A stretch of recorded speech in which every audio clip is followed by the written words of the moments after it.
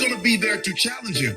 Dwight's at the perimeter trying to guard Miles Leonard. So is AD. So they are a different team because all 5 of the guys on the court are 3-point viable. And that's something. So, wait, did you just suggest the Miami Heat are better with Kelly Olynyk in the starting lineup? He gives them a different flavor than what Bam has. Skip, I believe that because they can open up the court, Olynyk and Miles Leonard, look at what they done.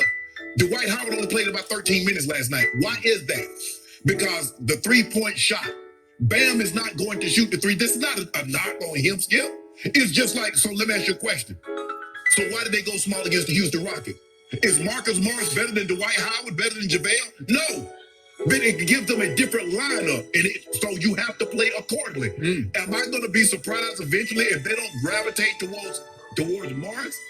Because without Bam, Dwight really doesn't give you the bang for your buck that you need because they bring him outside of the paint, and Jimmy Butler and these guys get to go one-on-one. So the lanes are open. Give the Miami Heat credit. They made shots because Rondo put them up by 2, and still they didn't go away. They made shots. They executed their offense. So give them credit. The question was, am I surprised the Lakers lost this game?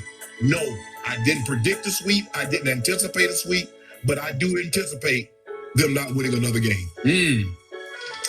Okay, I would ask you to go back and see how much Kelly Olynyk played in the first 3 rounds of the playoffs because it's almost none. I know, but still, you have to understand though. Sometimes it's about matchups. And you look at how much Marcus Morris was playing. He wasn't playing much, but in the Houston series, he provided huge dividends. You can't look at a guy and say, well, he didn't play much, but look at what he's doing now. Okay, my turn. Was I surprised? No, I wasn't. I was shocked. This was the biggest single game upset in the history of the NBA Finals, and it ain't even close. No, sir. Show me another one. I'll give you. Okay, I got it. It's my turn. Game 1 was a 12-point difference, said the odds makers, but it was Allen Iverson and Dikembe Mutombo, and they went off on the Lakers, who had destroyed everybody they had played. They didn't take Philly seriously. Game 1 at Staples, Allen Iverson scored 48 and Mutombo had 13, 16, and 5 block shots. Whole different ball game. Let's look at the Heat, shall we? Let's look at who have they lost? Who is Goran Dragic? What had happened through the first 3 rounds of the playoffs? Goran Dragic was their leading scorer at 21 a game. He's out, and I assume he is gone with a torn plantar across the bottom of his foot. They keep saying, well, maybe he'll come back. No, he's not coming back with a torn plantar. Then who else did they lose? The guy you discount. Bam. What is Bam to them? He is, number 1, their leading rebounder, number 2, their leading shot blocker, and number 3, above all, he leads the Miami Heat in playoff assists. So all 4 categories that matter the most, they have lost their 2 top people, which leaves them Jimmy Butler, who's had games in the playoffs of scoring 6 points, 13 points, 14 points. He's not a prolific scorer. He doesn't really like to score. He's not a great shooter, and he is no 3-point shooter. And last night, how many threes did he take? None, which is why he had the single greatest triple-double, 40-point triple-double in NBA playoff history, because LeBron had one, but it was in Game 5 of 2015. They got blown out in Game 5, so I'm going to discount that one. And Jerry West had one in 1969 in the closeout game against the Celtics, but they lost. They only lost by 2, but I'm going to slightly discount that one because Jimmy Butler was the whole show last night.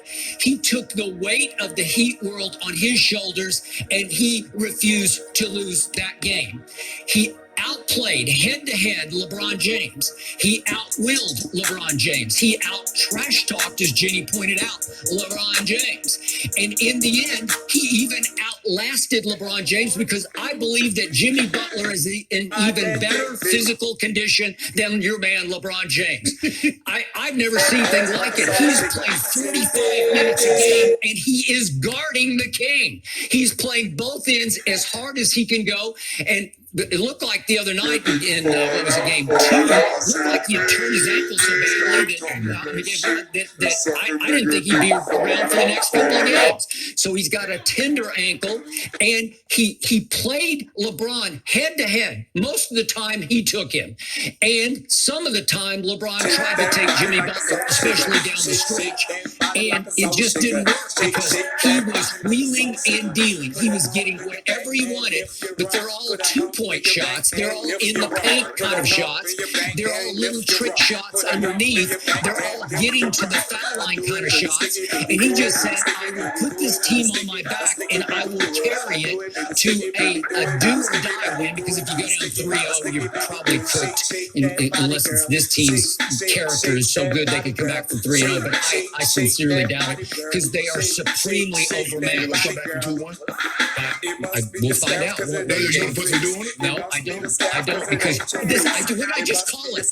The greatest single game upset. It's not even close. If this wasn't Allen Iverson and Mutombo, this is Jimmy Butler and nobody. Do you realize Tyler Hero is in the starting lineup now? He is 20 years of age. He is the youngest player ever to start an NBA Finals game. Youngest ever. And I'm looking at Kelly Olynyk. Are you serious? You should be ashamed of what your people did last night, because LeBron, number one, that was a shameful performance by LeBron James, especially in the fourth quarter. Especially. So in other words, when you said this was the greatest upset meaning nothing was accomplished. This wasn't the miracle on ice. This wasn't